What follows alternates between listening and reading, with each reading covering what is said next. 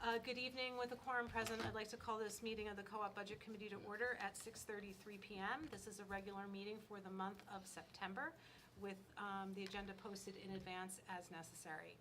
I would like to introduce myself, Darlene Mann, and the members present this evening, who include Tony Stinizzi, Matt McGuire, Raul Blanchet, Brian Rader, and Tom Whalen.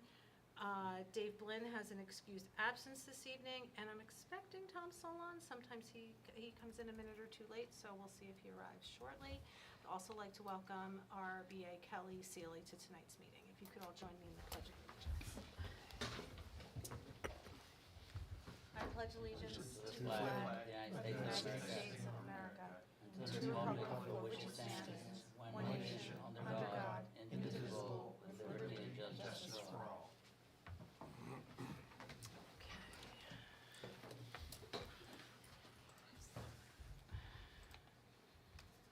I'll ask if there are any agenda adjustments for this evening.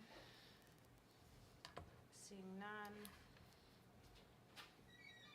I just realized that my meeting observer schedule is a little bit off, and I think, Tony, I thought you were the process observer last time, so we'll just jump on down to Brian. Okay. Thought I copied the new one, but Cindy is still on this list, so I must have used an old version. We can move on to the approval of minutes from the August meeting, so I'll take a motion to approve the minutes from August. Motion by Raul. I'll make a motion to approve the meeting minutes. Seconded by Tony. Any comments, questions, modifications? Seeing none, all those in favor of the August minutes? 6. Great. 6-0-0. Seeing no public, we'll go bypass the public input for tonight's meeting. Our first item under general business is a school board update, but since Tom Solon's running a little bit late, we'll jump on over that item and go back to it, and we'll move on to the FY25, that sounds very strange to say that, SAU budget overview. So the SAU budget subcommittee meets around this time of year to start the process of reviewing the SAU budget. The membership includes a budget committee or finance committee member from each school district, as well as a school board member, and the administration from the office, including Superintendent Corey, Gina Bergscott, and Kelly, and Linda Sherwood, the assistant BA. And we had our we have, I don't know how many meetings we have, usually 3 or maybe about 3, 2 to 3 before the December public hearing. And we had our first meeting a couple of weeks ago, and I shared with you some of the information that was the original progression of where the budget stands, a budget overview, a little fund balance update. So I'll talk through some of the items. Brian is not on the committee this year. He's joined me for probably 5, 6, or 7 years on that committee. So I'm here, and Kelly will back me up on the information presented, but we had our first overview, and Kelly and Linda walked us through kind of the first kind of decision points for the budget, which right now stands at about a 4.3 to, actually I have to recalculate that. We talked about comparison points. 2, 2, 6, 8, 3, 7, 4. Yeah, 4.7. So at about a 4.7% increase from the previously adopted budget. In May of last year, the governing board made some adjustments for merit increases for the staff, which resulted in some additional approved expenses, but compared to the budget that was adopted by the legislative bodies across the district, the increase is around 4.7%, and that included some preliminary assumptions, including an increase to GMR for insurance, an increase for dental insurance. We know what the rates are for NHRS, and made some assumptions of, say, a 3.5% increase pretty much across the board for all positions at the central office. And we spent some time talking about the inclusion of a merit bonus pool in the budget itself, and talked a little bit about the funding of that, because right now the unassigned fund balance for the SAU budget is projected to be about 13.5% of the budget, and as a governing body, as a governing board, the group normally looks to keep it in the 7 to 10% range, and it's up to, like I said, around that, projected to be around that 13.5% range. So one of the anticipated uses of some of that unreserved fund balance was to fund the merit pool for the staff for the upcoming year. And there are a couple of reasons for that. First of all, including the merit pool kind of helps address a point that's been brought up over the last couple of years, which is some of the salary recommendations that are made by the superintendent after our March meetings and votes. By approving those additional expenses, we're kind of increasing the budget that was just approved. And while there is funding available for that, it's kind of been a discussion among the SAU budget subcommittee members year over year to say, we've just approved a budget, now we're approving additional expenses, and thought that it's a way to increase transparency by budgeting directly and including a merit pool as an additional line item in the budget. So FY25 would be the first year that would be included in the budget, and to offset the impact, because there is available funds through the SAU unreserved fund balance, that was considered to be a way to kind of pay for it for that first year.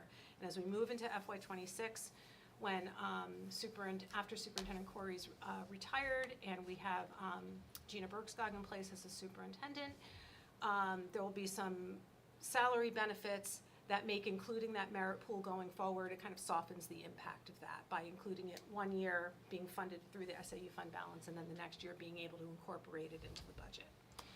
So I'd like to put that forward as something we can certainly discuss. It was met across the board by the people that participated with kind of, approval, recognition, and it was something we were going to bring back to our respective boards.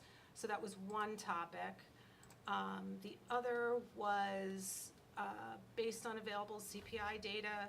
We did feel comfortable with the 3.5% projected increases, and there was an increase to the stipend for the district treasurer that went from $600 to $1,000.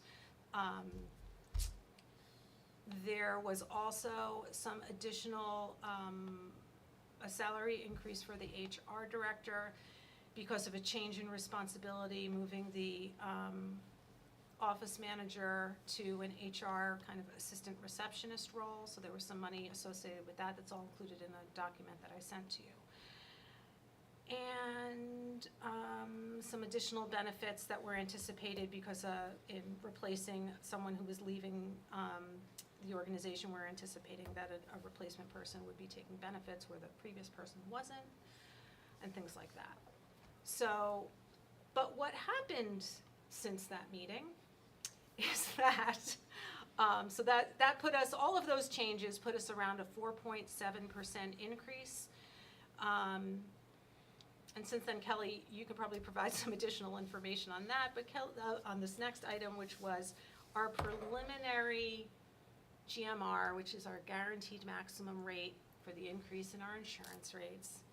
Kelly put in a 6% increase, anticipating that seemed to be a relatively fair increase. And Kelly, I'll let you mention the increase that they're projecting for the district.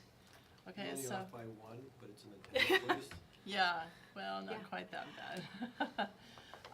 No, I mean, this is information prior to the public hearing that Health Trust had, which was actually today. Mm-hmm. But they are, And statewide, it looks to be about a 25% as the maximum rate increase. And we are lucky enough, if you want to call it that, to have 18.7% increase. And dental should be 4.7% increase. So.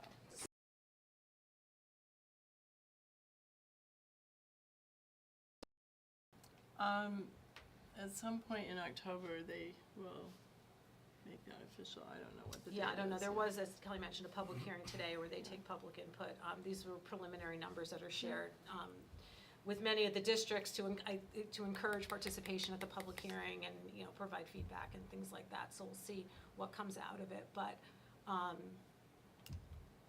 the health and dental assumptions in the budget are going to have to be adjusted. Just a bit. So And the dental was what percent? 4.7, 4.7 for the dental and. 18.7 for health. health. And that GMR is across all SAU districts? Yes, yeah, they consider us as one Right, entity. I just Yeah. want to be sure. So I kind of threw all of that out there just to kind of share where the, you know, assumptions are, and would love to hear if anyone has any feedback or opinion on any of the things that were discussed. Mm-hmm. Sure. Ryan? So, the governing board increased salaries right after the budget was passed, again, 2 years in a row. So it wasn't just salaries, a portion of it is merit increases. But for, we passed the budget, and then immediately after the budget is passed, they basically changed the budget by increasing people's salaries, and they've done that now 2 years in a row. Can I comment on that? Please do, because I am completely baffled by that. The way that that process occurs Yep. is that in our, is it May meeting? Whatever that, we only meet 4 times a year, the governing board. So we meet in December, then we don't meet again until May. We meet to do this, we meet in between to do the superintendent's review. Then we meet in May, at which point the superintendent gives us the salary, the compensation recommendations for the complete SAU. And in general, the budgeting is done with a single number applied to whatever the salary level is at that instant in time. Then what's proposed to us moves around quite a bit depending on whether the staffing has changed, whether we've had turnover, absences, things of that nature. And based on a competitive analysis that occurs well after the budget has been established. So the budget is nothing more at this point than a placeholder. Because there's so much guesswork that goes into it, number one. Number two is, if you look at it percentage-wise, sometimes they're fairly large numbers. If you look at it in terms of actual costs for any given district, and the co-op in particular, it represents a fraction, a small fraction of a percent of the total cost to the co-op. That the increase that occurs when you look at the cost of the SAU, it's far and away the best bang for the buck that we get. We don't have an opportunity with the SAU budget to get offsetting revenue because those go to the district. If you were to look at the expenditure in the SAU and the relative impact it has to the cost of running the schools, it would paint a very different picture. I don't know if I Yes. made it completely clear. So what the attempt in this budget for FY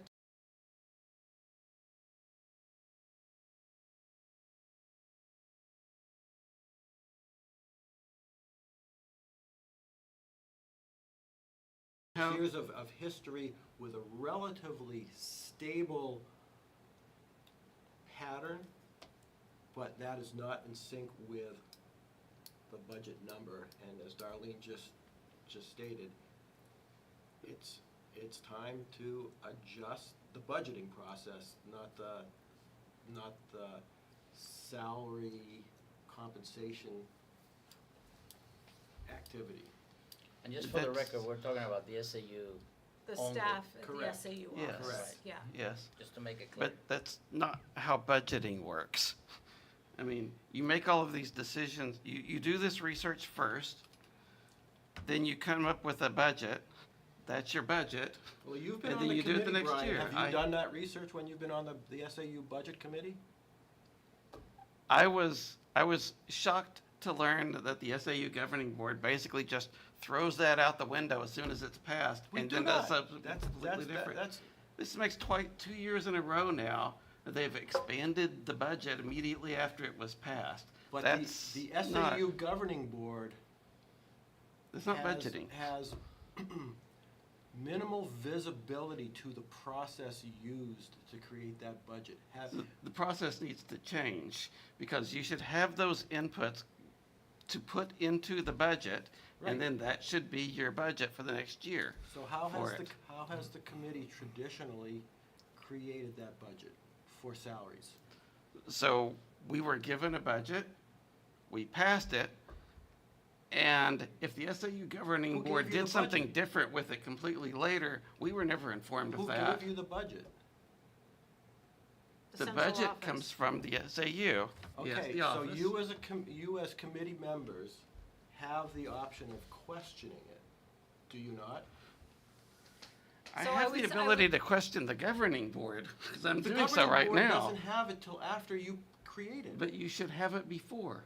You should But have a you do, budget but before Tom, it was passed. you do have an opportunity as a governing board in October. You'll see a view of the budget, and at any point, your governing board of school board members could look at it and say, you know, we have, for the last several years, made a decision after the legislation. We would like to see a merit pool assuming this didn't happen. We'd like to see more money put into the budget to allow for, whether that means, you know, additional money that Andy would want to pay the staff, and whether that means an increased percentage or an increased additional dollar amount. You do have an opportunity of a governing board to speak to that, the same way we're talking about it tonight. And I think you've seen that input in past years. So I guess I don't think you can say that nobody has input to it, because this is exactly what we're doing. We bring it back every year, and I would say when we bring back a budget, we expect it to be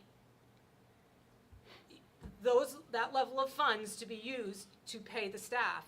Now, at the end of the year, if, you know, there are additional merit bonuses that can be paid out, they can be paid by June 30th using existing balance, because every year the SAU ends with additional money, so that can be paid directly out of extra funds or underspent lines, and not have to go to an SAU fund balance, and that reduces the amount that's then left on June 30 to move forward to an SAU budget, an unreserved fund balance. But the point is, the larger point is that we put a budget forward in good faith that that's what it's going to take to fund the office. And because of decisions that the governing board votes in, it ends up being more than that. So I appreciate that this is attempting to align it so that we actually are budgeting for what we're anticipating spending. I think that there is a disconnect because the SAU governing board has traditionally Been doing it wrong. wanted to pay more than is in the budget. Then the input That's should be by The your, budget. It by, is. but wait.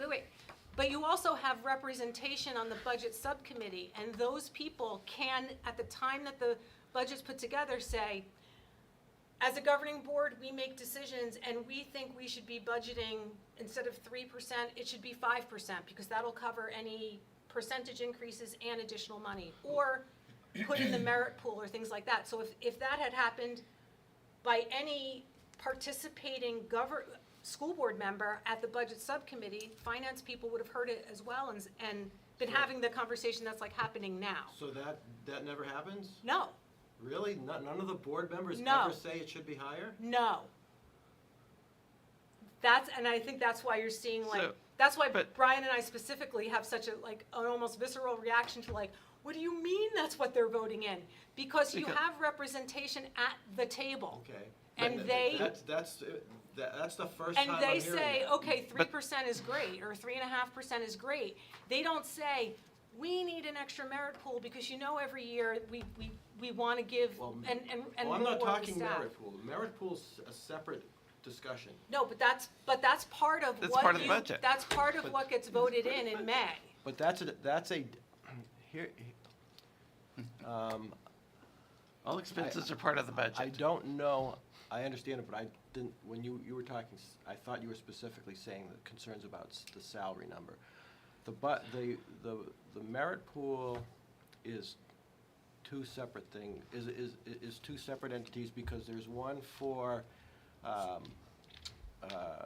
what's the group that's in there? And there's Support staff? Support. Support. There's one and then there's one for administrators, and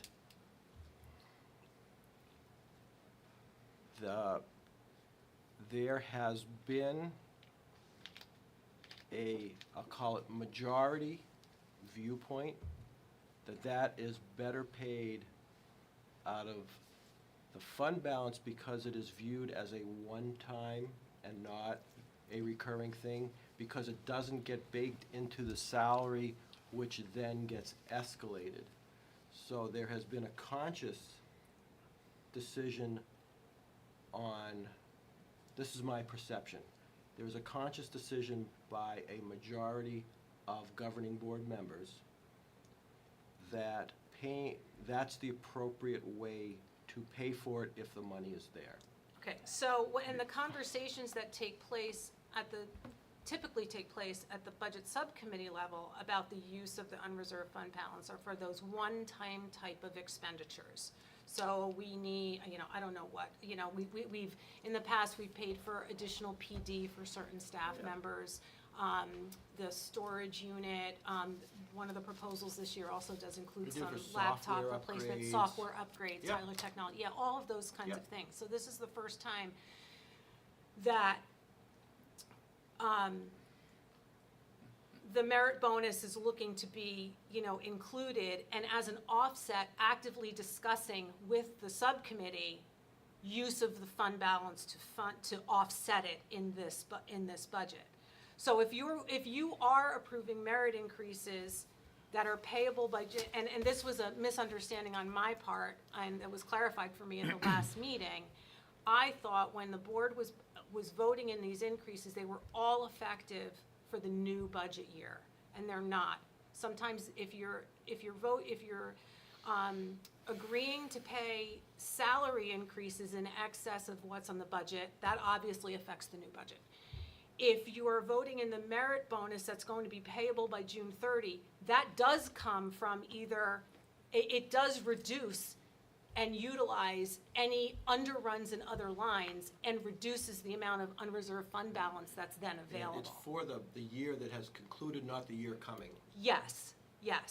So that was just explained to the membership at the last meeting. But it takes money away from what will go back to the district. No, it doesn't. No, it doesn't- always stays, the SAU It can't get unreserved returned. fund balance Oh, is okay. always, it doesn't get returned, it All right. gets, it I mean, it grows. accumulates. Right, it doesn't lapse. So, for me, looking at this budget, it was an acknowledgement that we are going to actively budget for this, and, putting a number out there, and I did ask Kelly to go back and, work on, rather than, in looking at the trends of what the numbers have been, try to come up with, a metric that drives what the amount is. So is the amount that's available for the merit increase, a percentage of a pool of available, a pool of a percentage of a salary for, say, the support staff, or something like that. Or an average, or a 5-year rolling average of what gets paid out, or something like that, but to put a metric behind what the number is. And they were, going to go look at something and come back the next time. So, any merit increases that were voted by the board in May of this past year were paid as of June 30th. If they voted in a salary increase in excess of what was budgeted, that then affects the budget year that we're in right now. So if the budget was at 3%, but they decide to pay someone 5%, then they've decided to pay someone 5%, and the bottom line budget number doesn't change. But it will make those lines of those individuals greater going forward. And now any increases in the next year are going to be calculated off of the actual salary that got approved, as opposed to the budgeted salary that got approved. So it bakes in a larger increase in the next year. Yes, but what we can't do is, by looking at those increases, then say we have a new budget. We have to go back and compare whatever is anticipated for FY25 to the budget that was passed by the legislative body. And that was the issue that we had last year, in that the legislative body, the townspeople, passed a certain budget. The governing board immediately thereafter expanded the budget just on their own, decided it was going to be larger. And then when we got the new proposal for it, the relative increases, the percentage increase that we were told was based on the governing board's adjusted budget and not the actual budget that had been passed by the voters the year before. That was real heartburn for me. That's. And I don't want. I think to show it both ways, but you certainly don't exclusively show it the way that what you're described. That would be, I don't agree with that either, Brian. So, There'll be a meeting in so February. the When you have a budget, So you live this by is- the budget. This is really And making me. And we do. We do not spend more than is budgeted, but it, where's the money come from? Well, you've got the budget, then you've got what's We may left in the spend more on unassigned some fund. lines than are budgeted It's for fine. those lines. well, and so you end up with net underruns, because every year there's money left that gets added to the unreserved fund balance. And a big part of that is that we have difficulty filling positions frequently. So many times, the reason that some people are getting larger increases and merit is they're doing other people's jobs as well. So we And have that's an fine. That's not the question. That's not the question. No, The but we question. don't overspend the budget. No, that's true, you don't, because you always finish the year under the budgeted amount. Correct. It's a bottom line budget. Yes, but you also have not, and I think the issue is still boils down to the fact that we are not you cannot represent a budget at a higher number because you agreed to pay people a higher percentage increase in their salary. I don't control how Yeah, the but slides just- are made. Mm-hmm.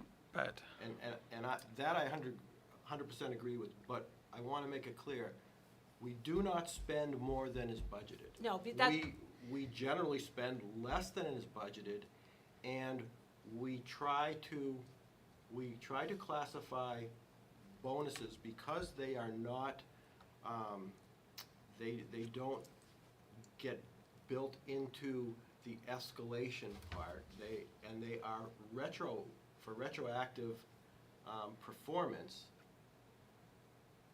That is the rationale often used to say why it's used from the And, I don't know what the term is in the essay, it's the unassigned Fund balance. fund balance?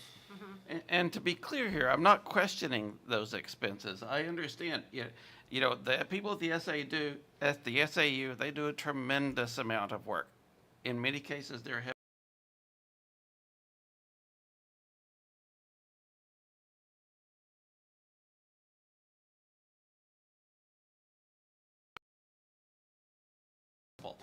I don't question the merits, the raises, and whatnot. What I question is the budgeting process that comes up with a budget and then just completely changes it the day after, right? Like immediately after the towns have approved it. That's the reverse of how things are supposed to happen. You put together a budget, and then that is your budget, and then you put together the next year's budget. Well, It's that's like it's a meaningless. misrepresentation, Brian, because the budget is created five months before And it it's shouldn't changed. be.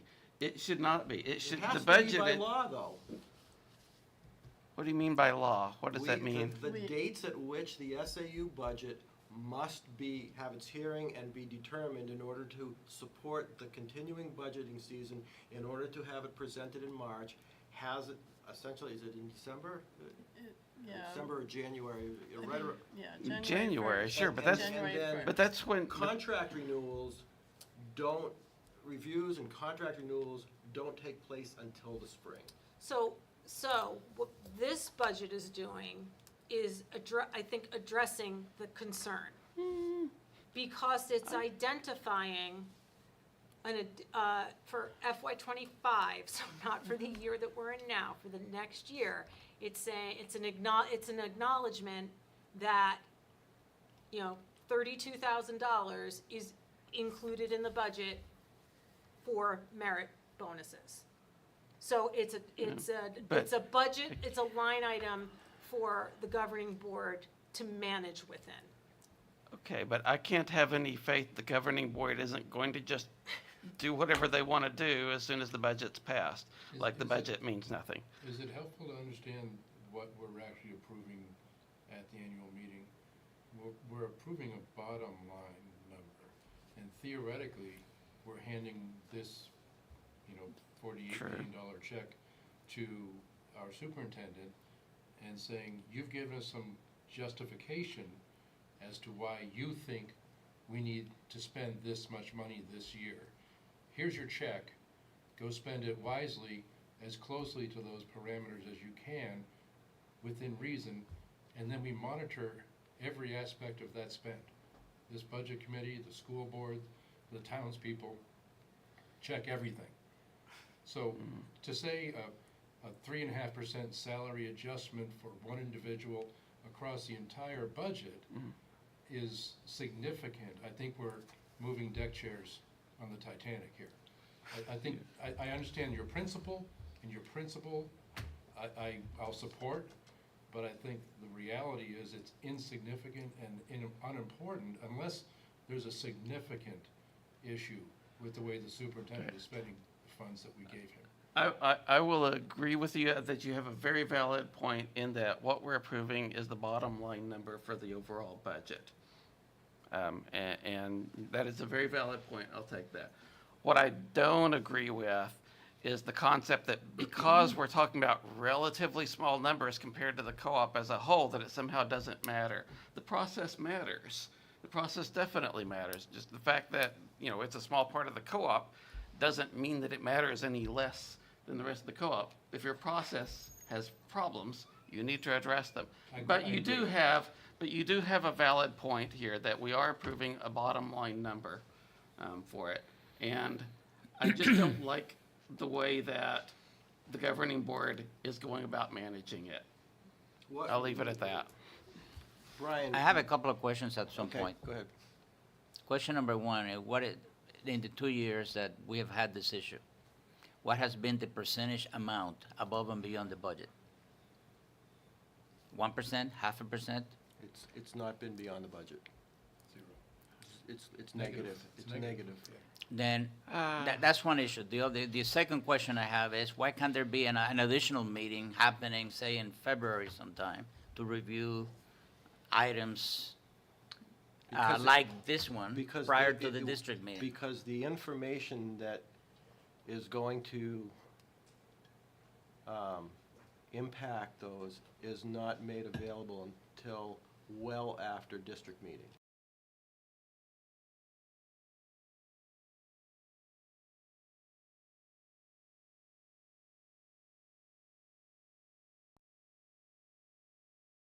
Performance reviews make salary recommendations for their staff. Why can't they change their process internally? Because they have 4 budgets to create Right, prior at to the same that. time. That sounds like an excuse. That- Okay, because the community will not authorize the increased demands on having a new SAU building to have 2 or 3 more people hired to conduct the work all prior to the district meeting.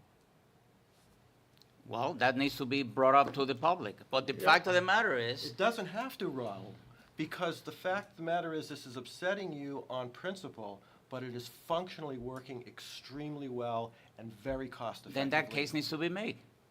That's, I'll say it again. The SAU is functioning very cost effectively. It is functioning very performance effectively on a schedule, much of it is dictated to it externally by RSA. And it is very frustrating to us all.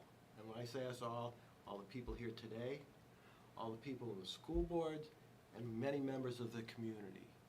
But we can't change everything. So we do the best we can, and we are very conscious of what the total cost is, the cost to taxpayers, the cost to the individuals, and the requirements.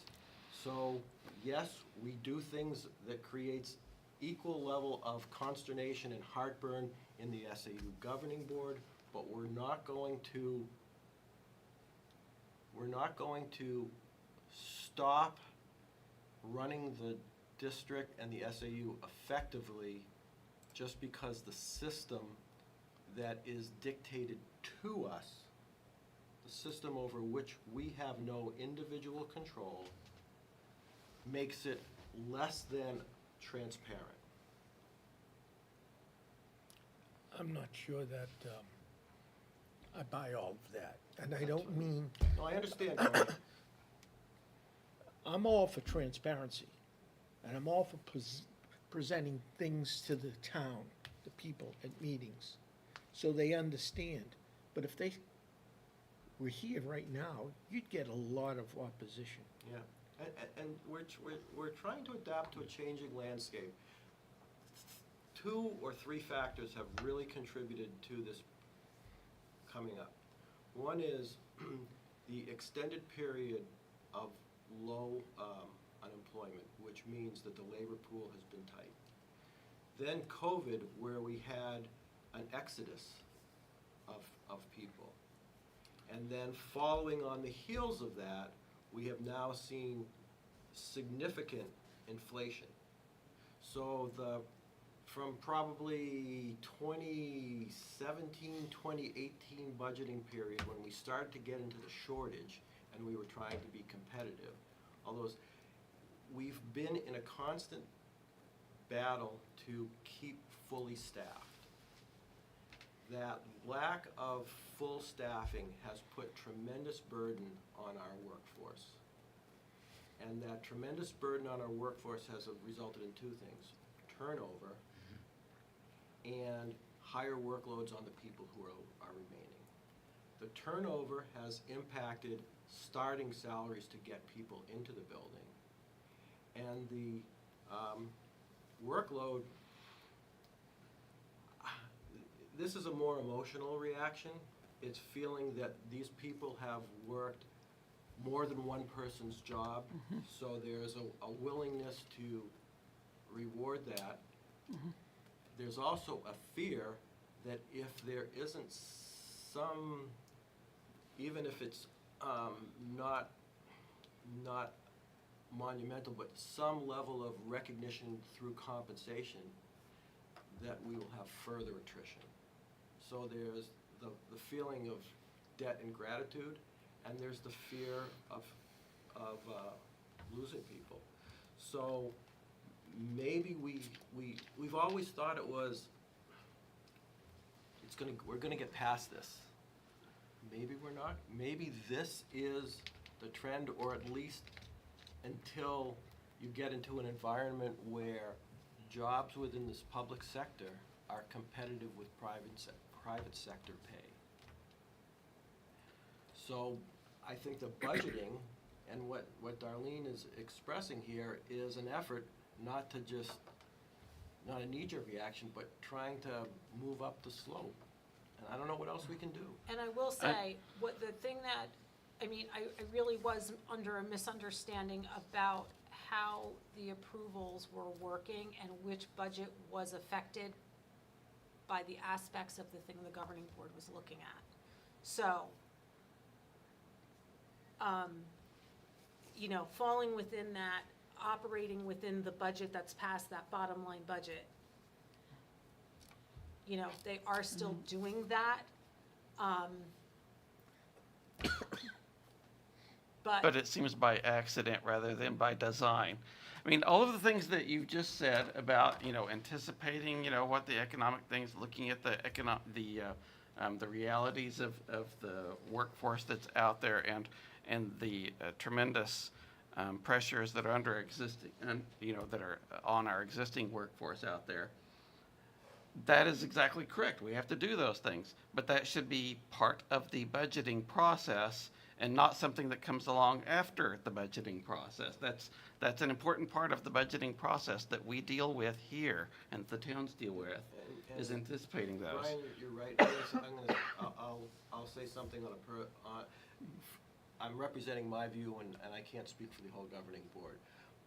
But this is eye-opening for me to participate in this discussion, and I appreciate the feedback that you're giving me, the opportunity to expand.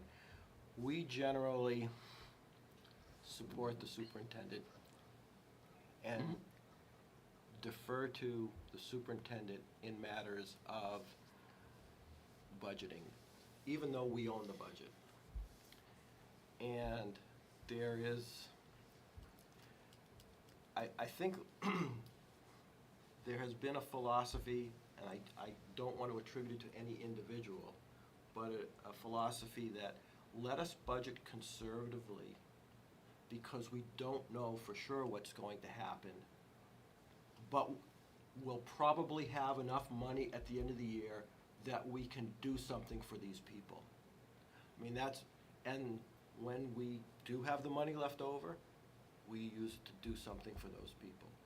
And if we didn't have that money towards the end, and we didn't have a reliable projection coming from the Business Administration Office saying that you can reasonably assume that this amount of money will be available, I don't believe the recommendations would come forward for these increases. However, hearing what I'm hearing today, I will personally, in the budgeting season, take a stand and say, look, let's not wait. If we think that this is the right thing to do, let's put it in now and live with the consequences. And I will also acknowledge, this discussion has been very educational for me. I've learned quite a few things in the last few minutes that I was not aware of before, despite being on the SAU budget for 5 or 6 years or whatever.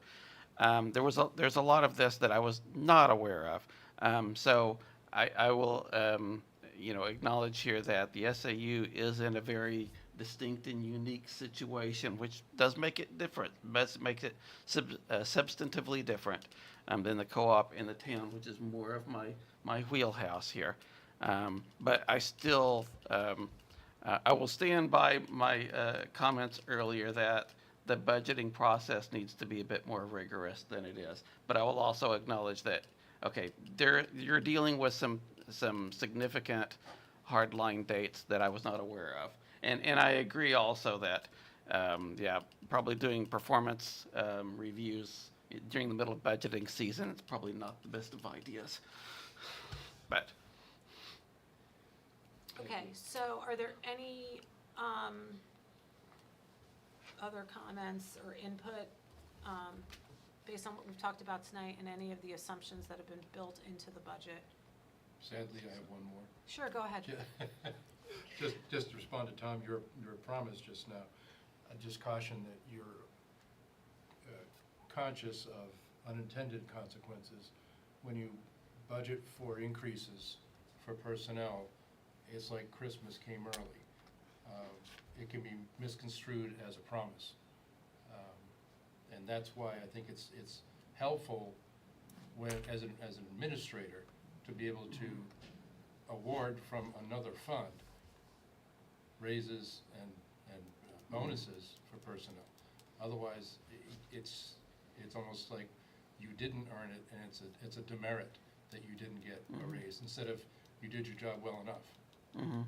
And so, and just to follow up on that, and so what's being proposed is by including the merit bonuses as a line item, they're offset by use of the unreserved fund balance. And that's, I'm not going to advocate for a recommendation of an across-the-board high rate, but somewhere we need to capture the possibility of having to compensate differently than a minimalistic approach. And that's challenging, because the first thing you're gonna hear in public session is, it's a slush fund. Well, the only benefit sounds to like that is, and I will say, the SAU budget is conducted through a separate hearing. We're gonna hear it anyway, though. Yeah, there's, and the unreserved fund balance and the ability to not return the funds and hold that the funds don't lapse is set by statute. So it isn't something we can vote on, it isn't an article you can put forward. But most people don't understand that. Well, If nothing Yeah. else, we can make a very clear public statement that we are budgeting for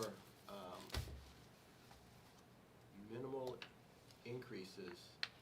However, we are recognizing the possibility that, like in past years, due to staffing conditions, we may choose to use leftover money, if it's available, to compensate people who have performed beyond their job description.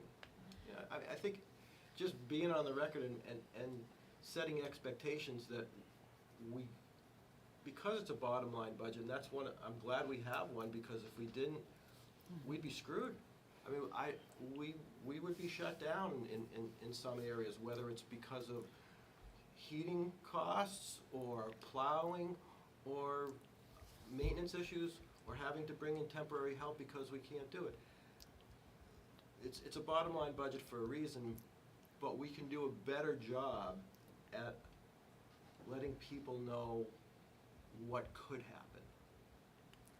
I personally, I agree with that. I personally think that we need to be as transparent as possible. And I think most people are reasonable, and if they're explaining what the situation is and the circumstances, most people will go along with it. But this needs to be explained. I just have a question, just trying to understand the process. When you look at a merit bonus, do you look at, I'll just say hypothetically, we're gonna give everyone 5%, or is it truly a Oh, no, merit? it's person by person. Person by person. So you have a pool of money, X dollars. This person gets a little bit more than the other one, so on and so forth. So when you're done, you don't spend more than what's in the pool here, and that's 32,000? Is The that only correct? exception to that in the past has been the superintendent has not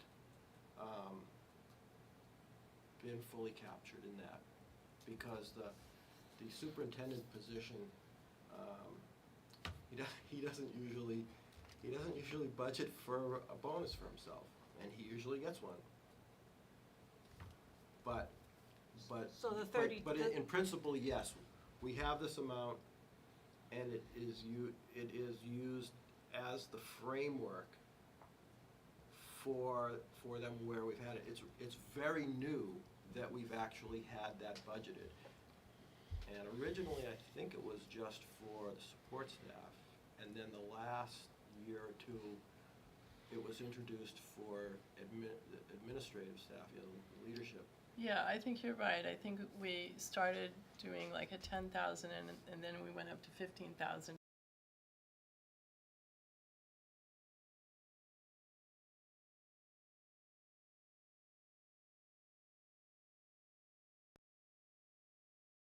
A more realistic view of what the governing board has awarded. So it sounds like that the intent is that's like the primary source of the funds for bonuses, and then you'd only go to the unreserved at the end if there's some extraordinary type situation. Generally speaking, the unreserved has been used to cover the superintendent's bonus. When we've had it for the support and administrative. Originally, it was administrative and superintendent. Then we started budgeting for administrative, but he didn't put anything for himself. Yeah. If the unassigned fund balance can't be used for anything outside of the SAU, if it's its end goal, and that a balance is getting larger than is kind of reasonable for it, then yeah, the excess funds in there should be spent on the SAU in some way. That's fine. I still have a bit of heartburn with salary increases versus merit But bonuses. there's something that bothers but- me, and that is, if we keep hearing that every year there's always an amount left over, then we're not doing a good enough job in budgeting to begin with. I disagree. That's a mistake. That's a mistaken interpretation, because we cannot get more money. You have to have enough buffer in there that if something drastic happens. But you're funding an unreserved, a certain amount for in cases you need it, right? So that's part of it, And the good news is we didn't need it, right? right? And maybe we should look at how much is in the account before we fund it. Yeah, Right. I mean, there's that Right. percent, Right. what the But target we is. can't not fund that. No, but I no. understand the end Okay. result, and Okay. you want to have a little bit of insurance and a little bit of flexibility, but at the same time, we need to, we want to make this process as tight as possible. I mean, That's fair. But I mean, the reason we have money going into the fund balance for the past, 5 or 6 years is because of unfilled positions. just It's gonna say not that. because of poor budgeting. right, I was just gonna say that the budget itself is it's really, we should look at the percentage of it. It is salaries and benefits of the staff. Yep. That's what it is. Yep, and the budget should be written assuming that all of the positions are filled. Right, right. I think what Raul just said, though, is that, not that we shouldn't have the budget written to the number we have, but that we should just adjust the budget by the excess in the unreserved fund balance. Right. If it's $300,000, if that's 14% of our budget, what's the right percentage is the question.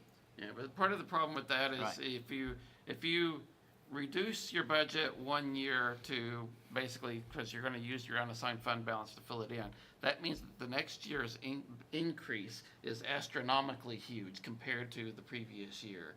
And then people will get upset. If you just go back to where you were before, it looks humongous. So that's a that's an problem. excuse. right. In past It years, is, though, didn't But we, it's a good one. I agree with Yes. it, but we should be able to explain it. if the number's big enough, I swear, if I remember correctly, in past years, if that amount was getting too big, you can apply some of that to the next year's budget, right? Right, but then the increase for the following Yeah, year yeah, is. but But your astronomical. budget comes instead down of- by that Yeah, much. but one know, thing, but- I mean, What one you're thing, saying. when Yes, you, the one but thing it's- you could do though is, rather than reducing it, by a significant amount, is Mm-hmm. you could keep your budget flat for a couple of years and And let that roll Yeah, down. it wasn't a lot. There's some that we did danger that in the past, but doing enough that to try too. to take the edge off a little bit. Yeah. Yeah. You there's don't a have to big take it change. all out, Yeah, but make. but make there the is some step in danger, that because at direction. some point you have to catch up, and there's gonna be a gap in there Right, again, right. so. But that's another that's- control you have to help with that. Yeah. There's a lot of subtlety involved in in being How we able to doing do on this. topics? Is All right, it, well, we have we, 2 more. I That think one you're, took an hour. I think your meeting observer has been pulling us all off topic for a We long have, time. we have another back. big one, so. Next uncontroversial Yeah, topic. exactly. Are you gonna introduce it as well? Yeah. Okay, so please, you know, if anything comes up as a result of this meeting, please, you can provide additional comments to me. And is there at least, is there at least an acknowledgement of the budgeting for the increases and the use of fund balance, that we can agree that that's the path we want to move forward with as we're looking at FY '25? So, Given the discussion that we've had here, yes. okay, great. It was very educational. Okay. Maybe So that's I'll a step in the share, right direction, right? when it's available, I'll share the updated view, because as we mentioned, there'll be some adjustments to the benefits. And we'll move forward with that. So, you know, please do look over some of the, you know, assumptions, and again, if there are any other questions or input, please reach out, and I'll keep you informed as we get the next later views. Tom, we passed over the board update, so if we can just hold that for another minute, we'll kind of move on. The other topic I had on the agenda was a discussion about the collective bargaining agreement for the professional staff. I shared with everybody the current agreement. I do have a little bit of information I did not share prior to the meeting. It was late in development, and actually have actual hard copies for people. And what it does is kind of, what we've done in the past was put together a few kind of high-level recommendations for input into the agreements. So what I'm passing out is labeled draft. It follows a format that we've previously used, and on, These are recommendations from this committee? yes, they will be recommendations. Are they appropriate for public disclosure? Yep. Okay. We don't deviate much from the public disclosure that we've So done in this the is- past, and are not expecting you to it's just, it's for discussion, it's a draft, it's following a format. no, I we- just wanted to make sure. No, it's following a format we've previously used, and the items listed under staff recommendations are draft only. They're updates from previous things we've included. They do not necessarily reflect any decision of this body. It's a starting point. So that's all it is. Ultimately, it will be like a sense of the budget committee, things to Yeah. consider. But an important part of that discussion is that none of us are involved. None of us are involved in the None of us are actual expect to be involved. negotiation. None of us expect Tom So- Should you I know. leave? So if you, We get it. I would say if you're involved in the negotiation, you should I am the not, Brian. you should, I am the lead negotiator. yeah. He's a lead Then, negotiator. Well, great. I would suggest But you I think just not necessarily it'll be lead to active another great participants in discussion this. on Sanbornization. So, and again, as I said, it is labeled draft. It can be tossed out and not looked at again if you all say it's off base, if it's not necessary, whatever. It was a starting point, and it's directly off of a format we used during the last cycle. So really just reviewing the prevailing conditions, acknowledging the estimated GMR is at the 18% range now. As Kelly said, as a result of today's public hearing, that might be adjusted, and the final rate is usually they might adjust this GMR, but the actual rate, I think, comes out after our Oh, vote. yeah, it does. Like, it's like early April or something like yes. that. Yeah, it's late So, but it March. is- Until the spring. Late Yeah, March, it early is April, what we yeah. use for budgeting. So, just a Is note, this correct? Current CPI is 3%? a little under, actually. Really? Wow. And HRS. Is that the monthly one? I couldn't find, I found, well, This it year. depends which monthly one you're looking at, But and it's so. for a year, right? Some, yeah, year. some Yes. Augusts were missing in certain files, so that's why I said approximately 3. Some are showing anywhere from 2.7, 2.8, 3. Still waiting for other northeast regions, so it's around 3 Wow. right now. Our contribution rates are flat going into FY '25. If you remember, when we look at New Hampshire retirement, the rates are set in 2-year increments. But since FY '13, there's been an increase in those rates, which were in the 11% range and are now just under 20% for teachers. Yes, current CPI is around 3%, and we pretty much kind of stand by, we really want to see the contract, tentative agreement, red line version, whatever you want to call it, by our January meeting and in advance of the public hearing. We have gone into public hearings occasionally, hearing the contract elements for the first time at the public hearing, and It's not well received. it's not well received. So that's why we put that end of January That's- timeframe. A good date. So where the recommendations are concerned, a consideration for including, some analysis of or addressing the NHRS contribution as part of the total compensation negotiated within the contract. We're always, again, these are things that were discussed in the past.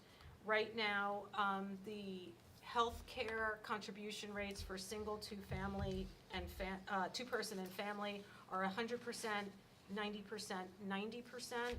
So this is just we can have a discussion about whether we think they should stay at 190, 90, if we think we should drop family down to 85. We're looking at an 18% increase potentially in the rates. That means the district would be absorbing 90% of that increase.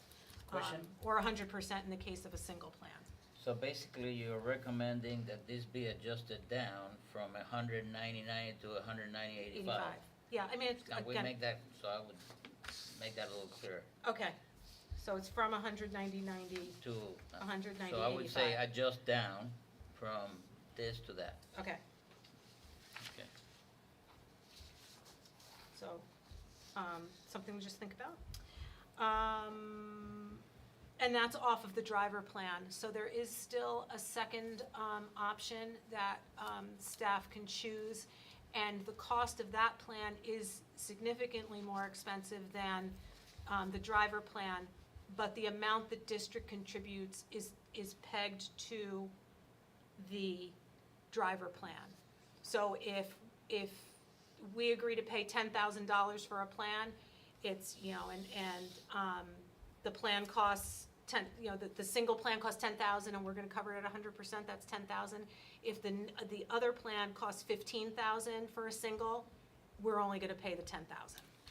And the employee has to make up the difference if they choose something other than the driver plan. So we should add some language to reflect that those percentages up to a maximum of X dollars. That's not how what we call it this is for the driver plan, Yes, and the driver plan rates propagate regardless of what plan is yes, chosen. yeah, so I'll make a mention. So the language is Making already, a message to the yeah, driver it's- plan, it's right, already there. that's in the All right. contract Kelly, itself. were you the one who told me that the other plan is going away? I, Or is that the I third plan? believe there are a number of plans going away, and I believe this is one of them that is, For the co-op, I yes. think the one other plan, and it was primarily there for some retirees that lived outside of the area, because the driver plan does not necessarily work real well if you're not living within Right. the local area. So for the benefit of some retirees, we included that plan so that they could continue to get their medical coverage even though they no longer lived within the districts, or within the local, I don't know what they call it in the medical plan, but the local area. But it sounds like that plan may actually no longer be offered in the Yeah, future years. I think that is one So of this them. is not, I think, if I remember correctly, the professional staff of the Hollis district has dollar caps as opposed to percentage. Right. So but this is percentage based, and I think the 190/90, I think that was in the prior contract as well. It hasn't changed for Yeah, it many hasn't years. changed. yeah. So, What changed was, we extended, this last year, we extended the formula to co-op administrators as well. They had been at the 190.85, and they asked that they be offered the same benefits as their staff.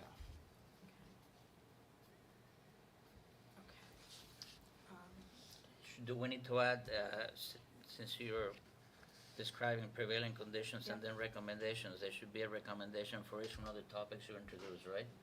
So, There could, yes, there could, so yeah, basically, we could say no sunburnization, we could, we could, yep. right, We're just not quite there yet. okay. Because I thought that was gonna be a bigger discussion, we'll save that to the last thing. Oh, okay. So we can go back and talk about, but this was just kind of do a high level, just overview of what I have in here. There's language for calculating the retirement bonus, if you will, to those, members that, identify that they're gonna be retiring. I think they have to identify by December 1st. The professional staff has a 20-step table that breaks out bachelor's 15, bachelor's 30, master's 15, and master's 30 lanes. Again, this comment, reflecting a year-over-year increase of not greater than 4%, is, 2, 3. So what I've included in these tiny little numbers on this page is, the current step tables. What I don't have, I just couldn't find it, it was getting late in the day. I don't have the prior, I could calculate it, but I didn't have an opportunity to do that. Prior to the 21-22, the 2021 step table. So that, it's an addition I can make, and I can make some calculation changes also. But what this basically says on the page with more tables is that if you look year over year at, say, like bachelor's step 1 to bachelor's step 1, this would have reflected a table adjustment of 1.5%. So bachelor's in step 1 in 21-22 was 45,335. It went up to 46,016, which is a 1.5% increase. And in 23-24, bachelor step 1 goes to 46,821, which is a 1.75% increase. So the actual values of the table itself were adjusted. Again, I don't have the 2021, and so there was a similar adjustment kind of going from the prior contract into this one. Can I make a comment? There's approximately half of our staff, I don't know what it is this year, but in previous years, approximately half of our staff is on the top step of their lane, which means that they would only get the year-to-year portion and not the step portion. Yes, so that we're getting there. The next set of tables, in column 3 on that page, represents what happens if you move step to step. So if you move from bachelor's step 1 to bachelor's step 2 in 22-23, that would have been a 4% increase. And if you move from bachelor's step 2 to bachelor's step 3 in the next year, that's an additional 4.3% increase.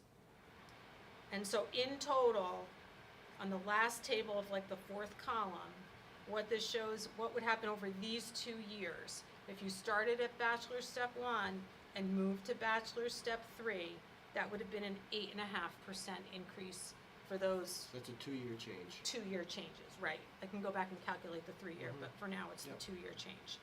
And there are some other, it's about 8.5%. There are some other changes as, you're compressing and working with the table itself. But, so that's that's what happened after over 2 years. But there is kind of the 3rd year that we went from 2021 to 2022, which I can add later. On the other side, where there are 2 columns, this is looking at if you were just moving from within a table step to step, the amount that the increase is without moving into another year, just in a given year, what are the increases between the salaries in, say, bachelor step 1 to bachelor step 2? just within the table itself, it's a 2.5% change, increase, and slightly higher on the top end.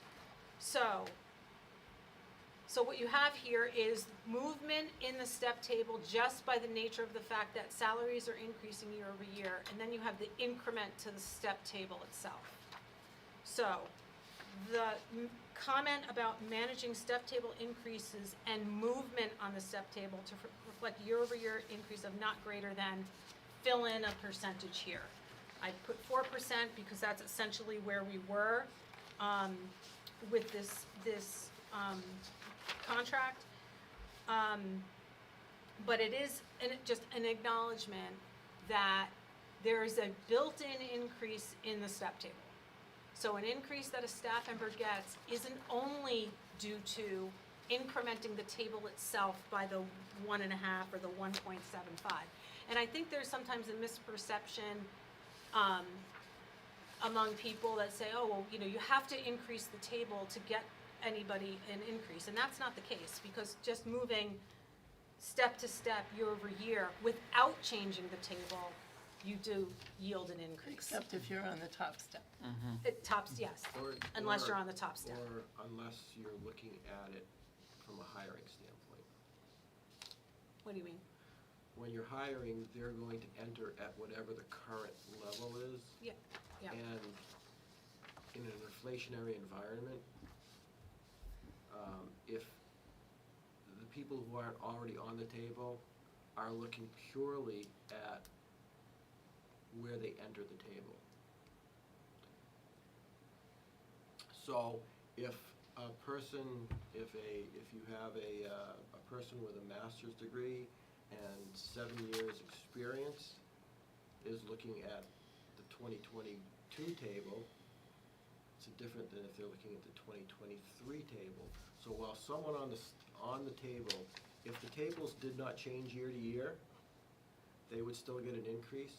But on the outside looking in, it would look as if it was a reduction due to inflation. Because they haven't increased the table year over year. Right. Yeah, okay. So the tables are constructed to reflect two scenarios. One is you have a person on board and you want them to stay, but they're also looking at what if you have to hire for a new position, do you have a starting salary that is competitive with other districts? But incrementing the table by 1.5 or 1.755% doesn't mean you don't have.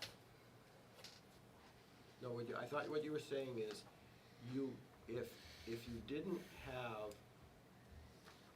change the table year to year, people would still get an increase. Then they would, because they're gonna move up the Right. table. But that doesn't do anything for you as far as remaining competitive. That's a different argument.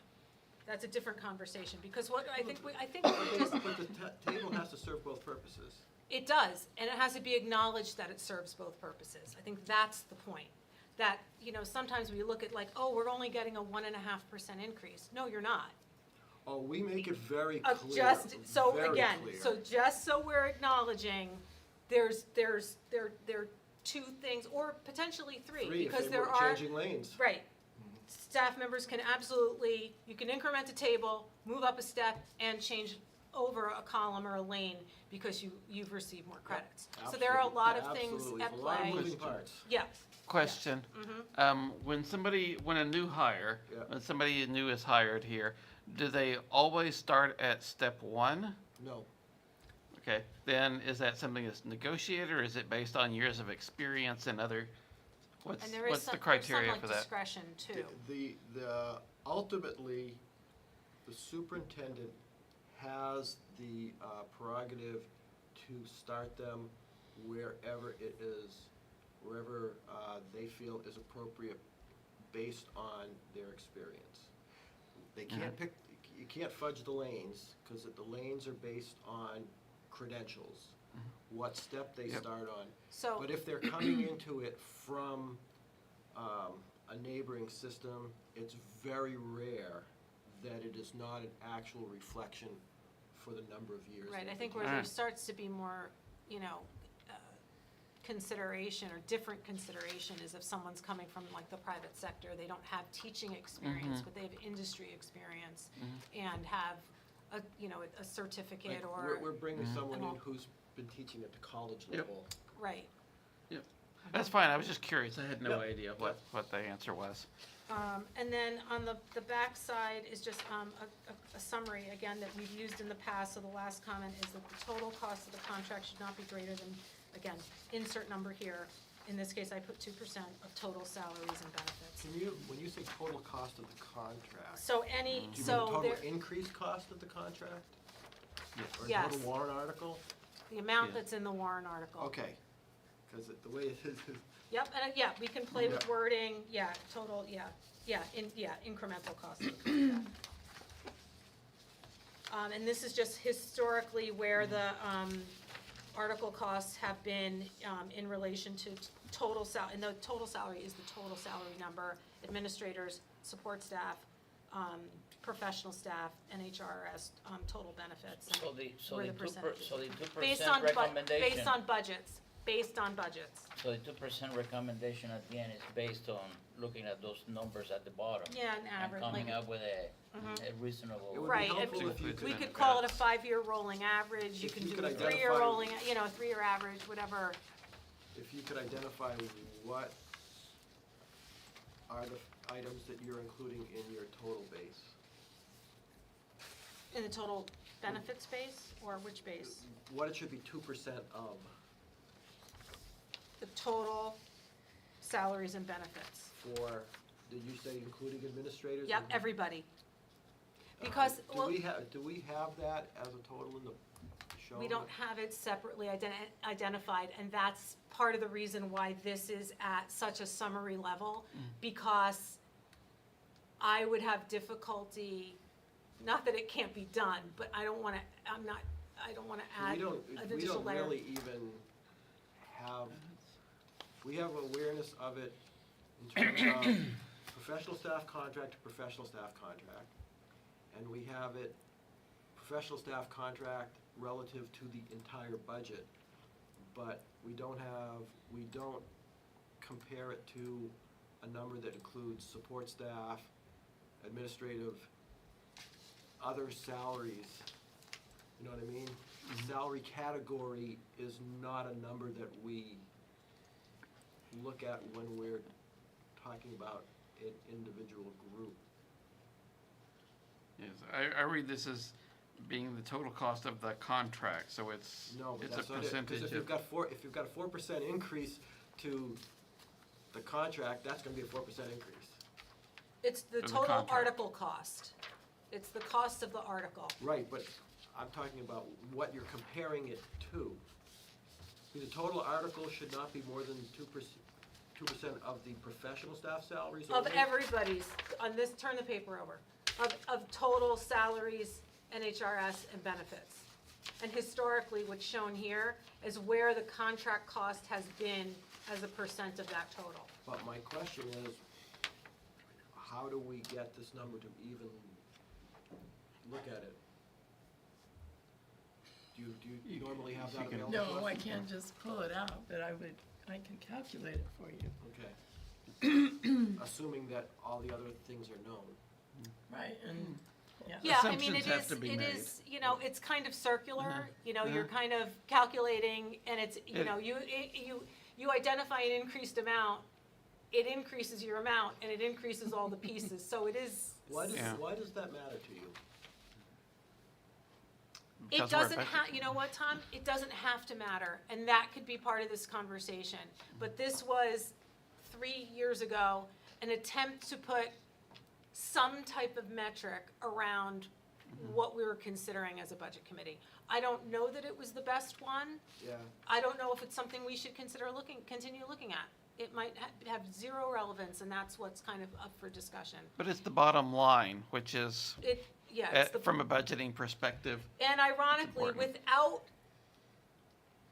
calculating it, it's come within this 1.6 to 2.6% range, and this is actually goes back a few more years, This is over a 10-year period. A pretty big standard deviation. Well- 2.6 to 1.6, that's a pretty big variation. I look at it a little bit higher level than this.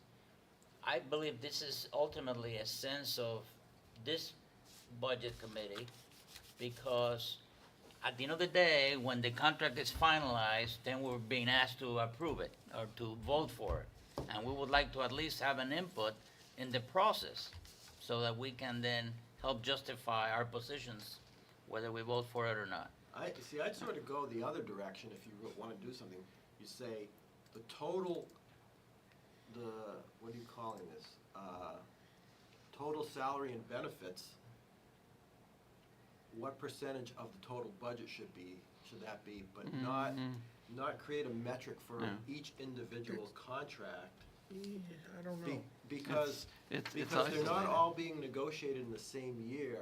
So if you've got one contract, which, so for example, if you had a contract that was multi-year and negotiated such that the staff, and I'm not saying professional staff or whoever it is, was paid on the low side, you could get misled into thinking you've got this surplus of money available for a contract you're negotiating now. Then when you go to do the next contract, that other one can't be negotiated successfully because it's been constrained by someone else overspending. Your goal is, again, to control the budget. Well, this is an important driver of the budget, and this is something that exists in isolation largely from the rest of the budget. There are parts of this that really don't get controlled because of the benefits. We don't have control over the benefits. We can only kind of roughly estimate it. That's why this is a general goal and it's not an absolute. And this is an initial It's draft. concept, yes. And if there needs to be refinement in the wording, What I would say we'll is, do it. I've only been in the budget here for a couple of years now. And I would look at it and say, based on our experience in this budget, it's knowing your business. It's having the ability to look forward based on what you've done in the past. Yep. And then come up with some reasonable matrix that you can use to say it should increase by X because of these other factors. And this year, X might be a larger X than the year before. But knowing your business and knowing the budget that's the end point. I'm 100% with you, Tony. I just think that the particular metric as it is described, number one, is artificial. Number two is picking 2% when you look at the numbers where they vary from 2.6 to 1.6. A swing of 1% is almost $150,000.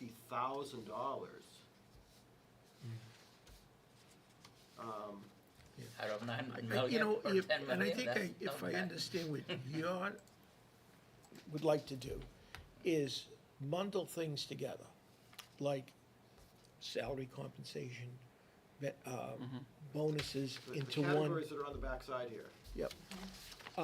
But bundle it together and come up with one number. Say So that that- that's what we're monitoring is the whole thing and not try to dissect it Micromanage too it. far. Yeah.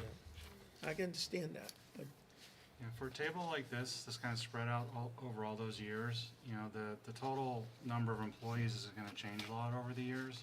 So it's kind of hard to look at like FY18 and say, okay, 12.2 million, now we're at 15.1, but if now we have 20 more teachers for head count or the other way, I think having that type of information helps put this in a little bit perspective too, because either if the numbers are getting bigger, is it due to the salaries Or you map rising it to for? GMR or- those years too. Yeah, or is it because we have 20 more employees now? So that's also, I think, important part of this too, to try to understand And what's over- going on, because it's not just, You know, this is not meant to be absolute, this is No, a just trend, this is just to give you a a trend sense and, of, you know, are we, I would No, look, I'm trying to get numbers that we can actually use, and in the negotiation and the analysis process, I don't know how I would use this number. That's my challenge. What is it actually should? Right, and how do I say? It shows you how expensive the contract is, really. I mean, Well, that's what doesn't what even it do boils that. down No, to. It It doesn't Here even it do is. that, because you don't know how many employees It- you're it- gonna have. And it's being blurred by the other ones that are It in has to there. be, I agree with that, Wendy, it should be.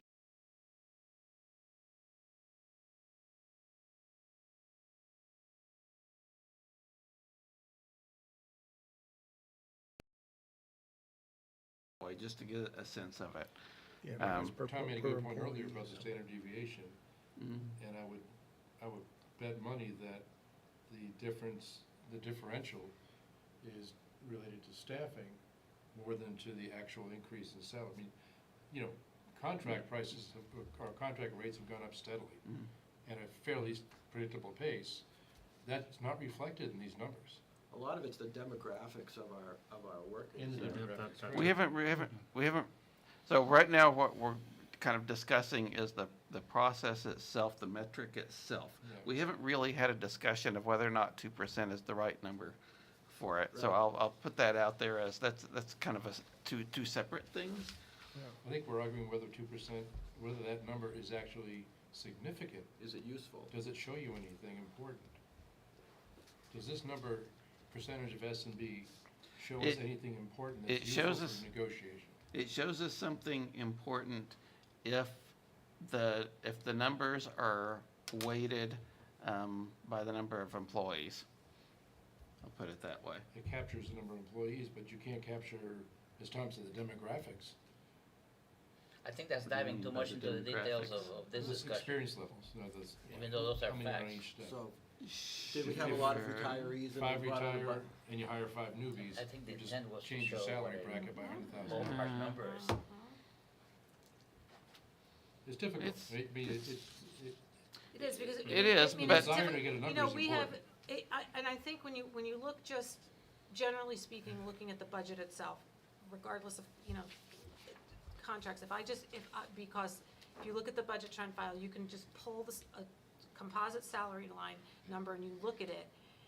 I think one of the things that I notice is that when you really look over a long period of time, despite whether anyone thinks, you know, a projected increase is really, you know, high and it's a big, you know, percentage increase for staff,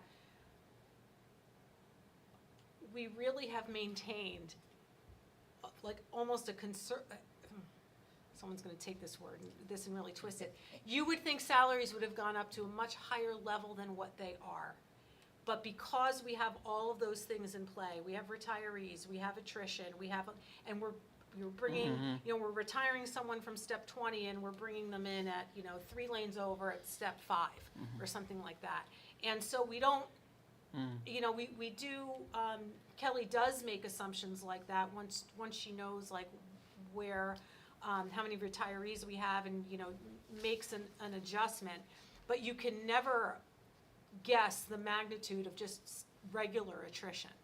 So the non-retirees, the people that just decide they're leaving the district, that we don't make an assumption for at all. So the fact that that all happens, and honestly, that it isn't even, I think we do an excellent job of managing all of those elements of how staff is placed, new staff is placed on the table, and all of those elements very well. So One of the things that scares me coming up is, we have done a really good job within the SAU, just the overall SAU in the past 12 years of reducing and managing our claims costs through education, through proactive involvement with our provider partners and educating them. So we've had well below average numbers for our increases for many years. And even in this case, we're well below average, but it's just such a huge number at 18 versus we've typically been in the 3 to 5 range, nobody anticipated that kind of a bump. Right. I don't know what the districts that are on the other side of the average that are in the 30 to 35% seeing. One of the other prevailing conditions, so we can, again, if anyone who would like to review the budget trend file and come up with an appropriate metric is invited to do so. So this, again, does not, we can abandon this and come up with something else or just not even address that at all. Sounds But like a job for I AI. would, Yeah, except AI lies. At 8:03 PM, though, I think one of the other just larger points, and Tom Solon, it's something you brought up before, is understanding the Budget Committee's view on Sanbornization.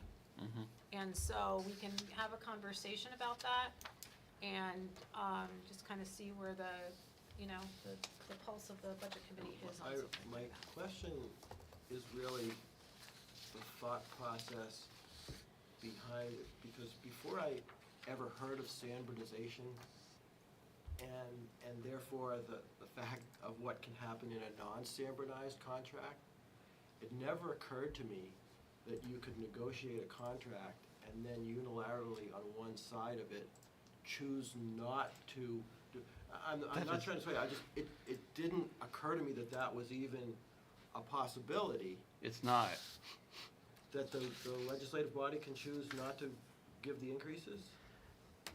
A non-Sanbornized contract is an agreement that is dependent, and it's upfront about it from the very beginning, is that it is dependent on being agreed to by the legislative body.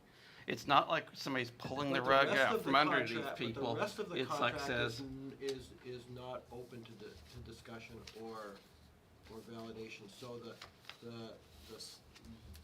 no other terms other than compensation, nor Which working is- conditions are voided by a vote not to approve the increases. That's my point, is that you take one segment of it and say this one element is. but that's like the biggest element right there of it. It's the bulk of the cost of it for it. And part of the reason that it's desirable to have those things is so that you don't have these contracts that go for 3 years, 5 years, or whatnot. And it's like the first year or so, you have small increases, and then other years, you have huge increases that come on. So it's like you can kind of sell it by saying, well, it doesn't cost you very much right now, but you're locking yourself into very large increases in the past.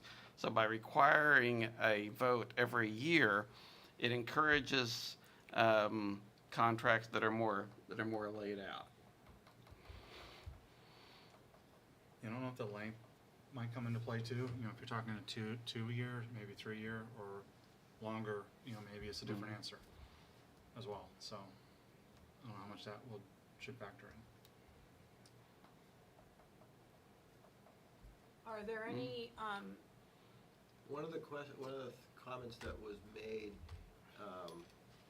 was that it is easier to budget a Sanbornized contract because those numbers are in it. No. Is that a true statement? They're the same. The contracts look exactly the same. No, I understand. Between them, so I'm you've got not everything involved in built the into budgeting it. process, so this is not a loaded question. Yep, I appreciate it, but it's like the Sanbornized contract and the non-Sanbornized contract look exactly the same, But except do you that treat one them has a differently contract. during the budgeting process if the increase is in a warrant article?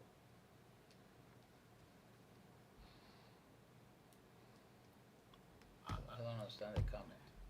It's In a treated non-standardized slightly. contract, in a non-standardized contract, it's like right now, when Yep. we are looking at the budget that's being presented to us shows no increases. So you look at it, and even though in the back of your So- mind, you know that there's one coming, you don't know what it is, you may not factor it into your analysis when you're looking at it. When it's standardized, the increase for the next year will be a line item in the budget, in that bottom line budget that you're looking at, so there's no ambiguity in the what-ifs. So I understand what you're saying, and at least I think I do. But, so the budgets from year to year do not reflect changes in the San contract because non-San contract, because that is always a separate warrant article with its own costs associated with Right. it. So the budget is always written assuming that the contract fails, and then the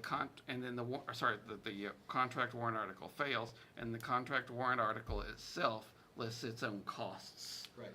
for it. So how does that compare to your analysis and your thought process to dealing with a budget with a San contract where the equivalent is it assumes it passes and you put it into your calculation? Does that change what you do for guidance? Well, yes and no, because our guidance is always, you subtract out the things that are contractual first. Our guidance is on the things that you have control over and not the things that you don't have control over. Okay, so So, you so the nullify that contracts, impact? that's never part of our guidance. So when we're doing guidance, and we're looking at a standardized contract, we're subtracting out That increase? the increase that was Yep. identified in the prior Okay, so year's. it's Special contract. education, analysis, all of those okay. things So are what- are removed, are not part of the I'm getting guidance. confused. My understanding that if you have a standardized contract, you have a contract, initial contract, then subsequent years, you could add items to that. The general contract stays in No, you place, can't. so nothing gets added, like. Well, No. merit it bonuses. can be done, but it's exceptional. Well, but It's a it would have to sidebar. be a separate negotiation, It's but when we not have a regular. 3-year contract, the contract and the conditions of the contract are identical to it if it were non-Sanbernized. The only difference is that if it's not Sanbernized, each year, that incremental increase in compensation and salary is presented as a standalone warrant article, just like the first year. If it's Sanbernized, that warrant article amount is not separated, it is put into the salary line automatically, and you see it in your initial budget evaluation. But you apparently take it out when you're looking at guidance. Right, Yes. otherwise we would be Their process, increasing Increasing it. the increase. yeah. Yeah. Yeah, Okay. that's a non-controllable. So, Yep. you know, I think going back, like, I don't know how many times, some of the perspectives shared about supporting Sanbernization included, you know, like we as, like, from a management rights perspective, you, the school board, gained something important, that you wanted to solidify and not risk, moving forward. You know, those were some of the arguments that were made. You know, and I guess on the other side, you know, given especially last year, the concerns about inflation and things like that, there were concerns in other, parts of the community where contracts were being discussed about, you know, locking in these, you know, increases for a 3-year period and things like that. So the conversations are, you know, they can be, you know, for financial reasons, you don't want to tie the hands of the community and you want to give them that opportunity every year. And to the other side with, well, you know, from a management perspective, we felt like it was a good negotiation. We got something that was really important that we wanted to, you know, obtain. We did that and, you know, met certain goals and things like that. Yeah, the rationale that is generally put forth to support Sanbernization is twofold. One is that because there's the risk in a non-Sanbernized contract that it won't be approved, there is sometimes less hesitancy to enter into negotiation on a multi-year contract period. They're saying that if we're going to be up for discussion every year on salary. We want to be up for discussion every year on everything. So that's one of the positions that are presented to us. The other is, and actually, this goes to exactly what Brian said, and you got to decide whether it's good or bad. When we have had a period where we wanted to make adjustments to the overall payment plan, we were for a number of years in a non-competitive situation because we had had some long-term contracts with relatively low increases, and some neighboring districts had built new schools and things and had come up with some pretty rich contracts to attract staff to populate their schools. When we had a 3-year contract, we were able to have smaller increases in the first year. We increased the increase rate over a 3-year period rather than jumping it all at once, so that the thought was, okay, we haven't really planned for a big increase this year, but if we know it's coming next year and we know it's coming the year after, we can balance our costs. So it allowed us to manage that growth and scale it up rather than have it be a step function. But as Brian said, there is the very real fact that when we present it, the first year you present it, even if you put the numbers there, it may not have the impact and the recognition of what it's going to mean in future years. So I fully understand that. I just want to let you have an idea of what the thought processes are that are used to support a San Bernard's contract. Like I said, the biggest one is oftentimes we walk into a situation where we're said, if we're not talking a San Bernard's contract, we're not talking a multi-year contract. I mean, that's something's position, and our position is always, we don't know. Let's see where we go, and let's see what comes out of it. But overall, with the exception of one event, we have never had a non-San Bernard's contract voted down, but we did in the co-op. And the staff who were impacted are still here, and they are in the negotiating team.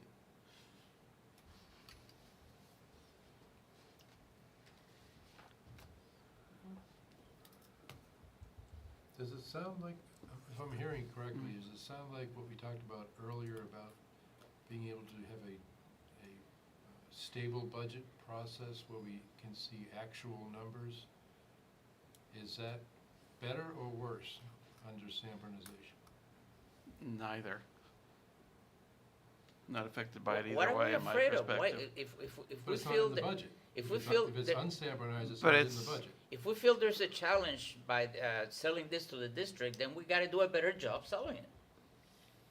So I'm not afraid of whatever the numbers are, whatever the rationale is. I'm not afraid of trying to provide the rationale to the district so they'll vote in favor of it. If it is a challenging year, we gotta do a better job.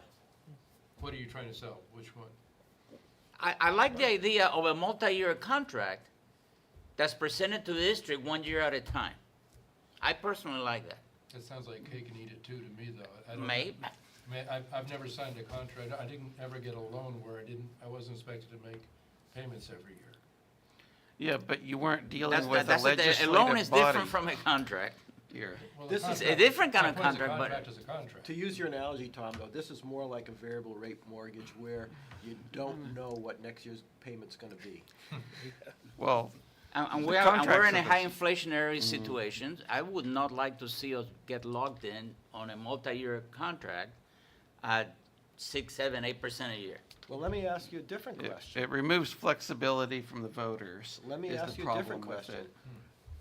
it. Is the budget committee as a whole more inclined to advocate for not going for a multi-year contract because of the volatility that you're describing? Non-standardized contracts are typically multi-year No, contracts. but I'm talking about this isn't a standardized question. This is Yeah. this is. Would you this- rather, are you talking about negotiating every year versus negotiating multiple Not years? every year, but we have had years I w- where there were sufficient unknowns that it was to everyone's Yep. preference, let's do a one-year contract. Sure. Do you feel we are in that climate? Let me just present it in No. a different way.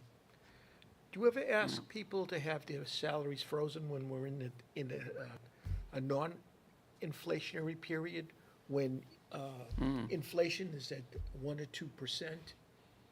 Do we say, well, we're freezing your contract because we're not having 7%?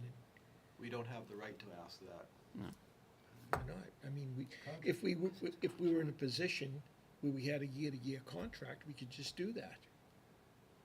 Correct, that's So in why- years where we do have a contract and we experience economic growth in the country, low inflation, tax cuts, as we had in the past, do we say, well, look, they're fat and happy now, so we don't see the need to have an increase in salaries? That's considered a violation by the Labor Relations, National Labor Relations So it only Board. goes one way. That's, yes, for a collective bargaining agreement. Yeah. I get it, I'm just throwing it Yeah. out philosophically. Yeah. Because I would agree with you in saying, that's not in good spirits. This is gonna present ill will down the line. Well, I will tell you that Brookline, the professional staff chose to forego an increase 1 year because the limitations on the budget, if they had gotten their increases, there would have had to be a staff reduction because there wasn't enough money. And what happened is, but they didn't ratchet it, they skipped that year, but the next year they went to where they would have been in that next year. So, the teachers in general have been conscious of things. And the last contract, the contract we're concluding now, have some of the most modest increases that we've ever had in my history, and that's a direct result of what past inflationary patterns have been. And that's why hearing the CPI is 3% at this point in time is very encouraging, because I was afraid the numbers were going to be 7% at this point in time. At least 5 Yeah. or 6. Yeah, no, I really thought it was gonna be in the 7% range. So, no, I'm not at all fixed in my opinion. It frustrates some of my colleagues because I'm not. I go into this seeing what makes sense, what are the viewpoints that are expressed, and it really helps to understand and have you articulate to me where your concerns, because you're not just individuals, you are members of the community, and you represent the kind of viewpoints that are there. I get a very narrow viewpoint sitting with just school board members. Mm-hmm. Is there a legal issue if the community does not vote in a contractual agreement each year? You mean on a non-standardized contract, or you just mean not passing a contract at all? If a non-standardized contract does not succeed in its second year Yep. What at annual happens? meeting, isn't there some sort of legal breach of contract? No, No, because it's part of the Different contract. contract. Part of the contract says that Okay. any further improvements have to be approved. Okay. And so it's, So we have to decide it is upfront the what kind of contract. contract you want. and- Yep. And that's an acceptable type of contract. Yep, that's the traditional way that it's been done. Yeah, that's the default. The standardized is a relatively new concept, Because of Sanborn, New Hampshire. yes. Oh, really? That's why it's called Yes. salmonized. Yes. No. And it's a New Hampshire thing. I don't think it's a national concept. I don't know what happens in other states. I don't know. Interesting. How we doing, Brian? Okay.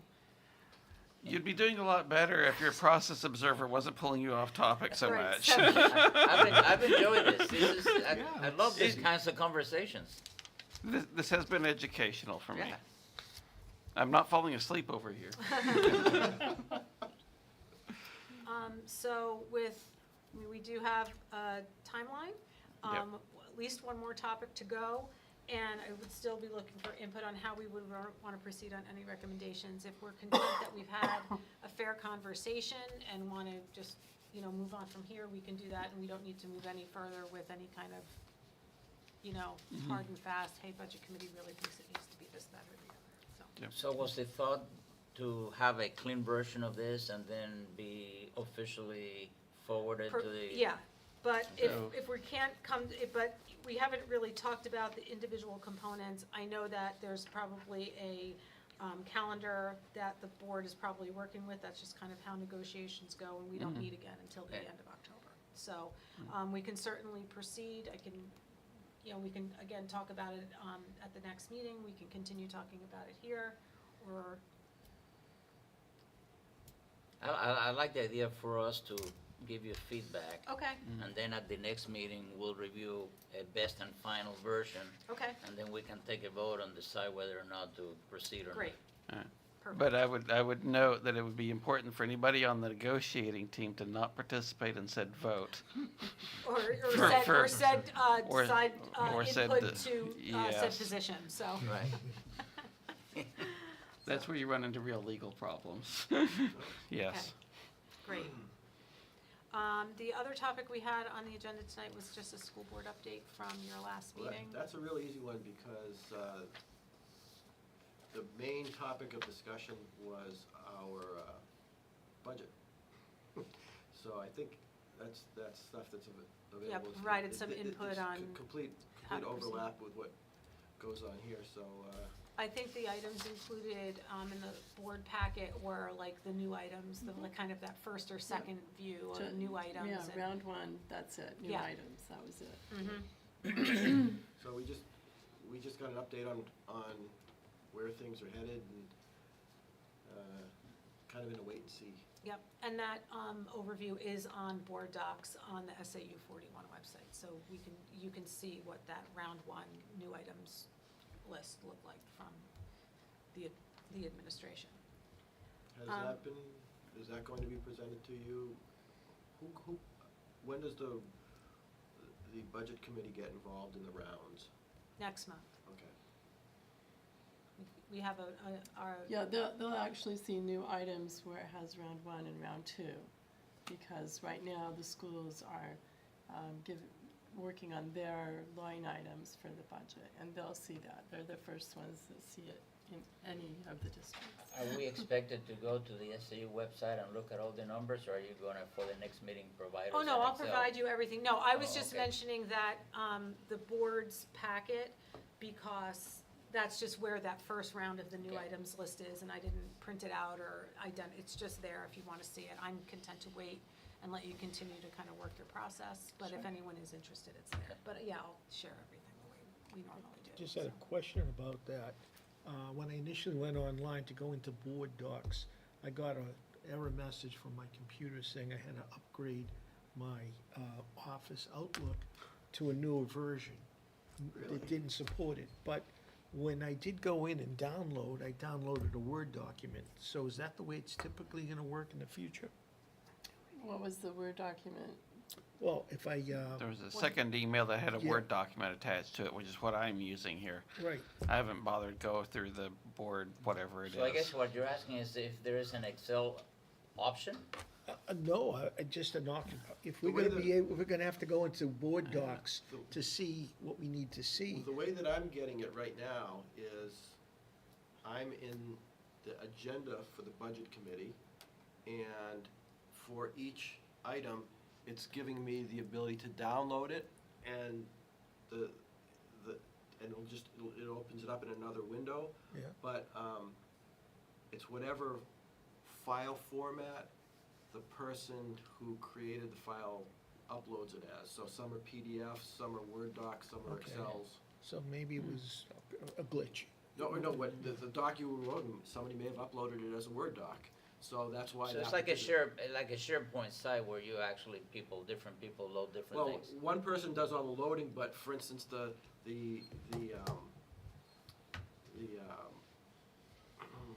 principal reports come in as, I think, Word documents, and some of the presentations come in as PowerPoints, and some of the support materials are PDFs. So as I'm going through this and I click on the link, it tries to open up whatever, Okay, whatever it is. yeah. Okay.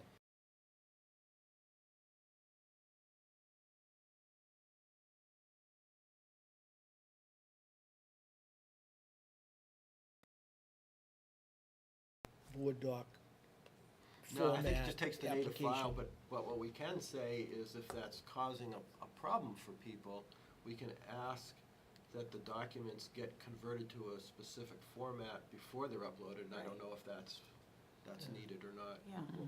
Have to see. Yeah.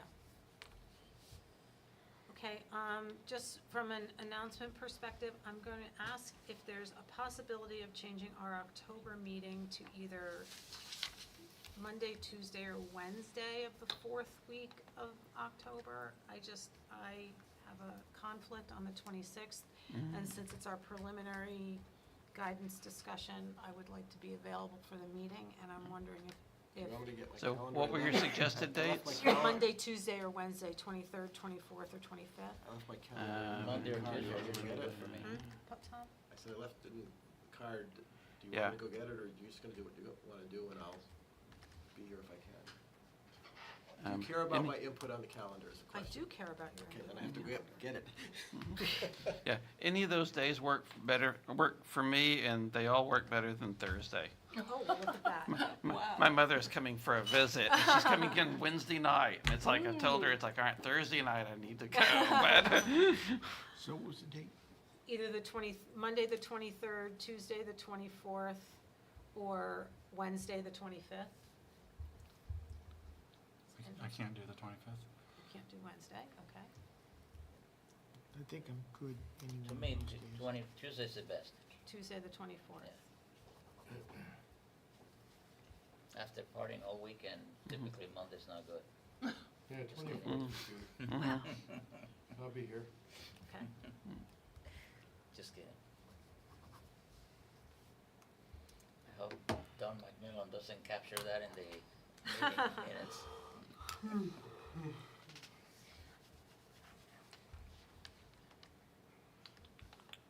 right, we'll wait for Tom Solon.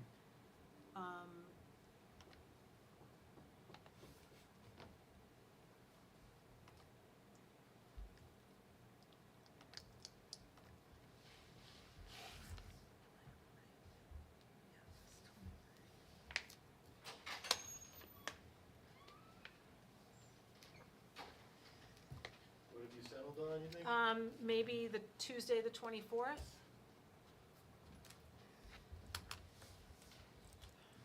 Monday the 23rd actually might be better for me, but I can't be there for that. what? I have my other meeting. Okay. Tuesday the 24th? 24th is still good, yeah. 24th or 25th. Any of them work for me. Hmm? Any of them work for me. Okay. Tuesday the 24th? Yep. Okay. Yeah. Great. Thank you. Great. Okay, well, the agenda will be the preliminary guidance discussion, and we'll continue with some of this contract input. And I'll look, if there are no other issues, questions, comments, or concerns, I'll look to our process observer. We actually managed to come in pretty close to time. started at 6:33, so- Despite my best efforts, we have managed to come in on time, actually. Close enough. I think there were some good discussions tonight, so Very good. There was some. appreciate everybody's input, and look forward to our meeting in October. Motion to adjourn, Second. from Raul, seconded by Brian. All those in favor? Aye. Boy, Always unanimous. At 8:32. Thank you. thank you. Thank you.